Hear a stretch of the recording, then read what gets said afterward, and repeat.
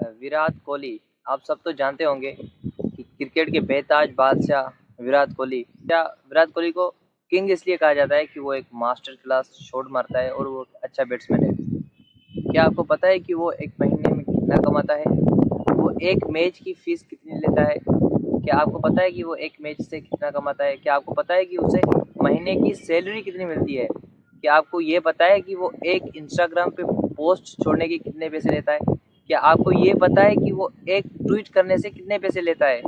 हम आपको बताने वाले हैं इस वीडियो में। विराट कोहली के पास प्रॉपर्टी है 110 करोड़ रुपए की। विराट कोहली सिर्फ एक इंस्टाग्राम पे पोस्ट करने के 9 करोड़ रुपए लेते हैं, जो पाकिस्तानी बनते हैं मेरे ख्याल में 16 करोड़ रुपए। और विराट कोहली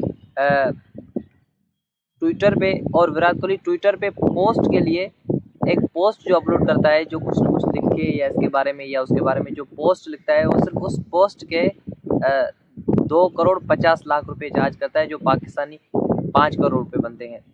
विराट कोहली ओडीआई मैच जब खेलता है तो विराट कोहली को ओडीआई मैच फीस मिलती है 6 लाख रुपया और विराट कोहली को T20 मैच की फीस मिलती है 3 लाख रुपया।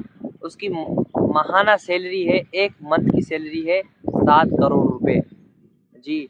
और उसके पास 2 गाड़ियां हैं, 110 करोड़ की प्रॉपर्टीज है। एक मुंबई में है, एक गुरुग्राम में है।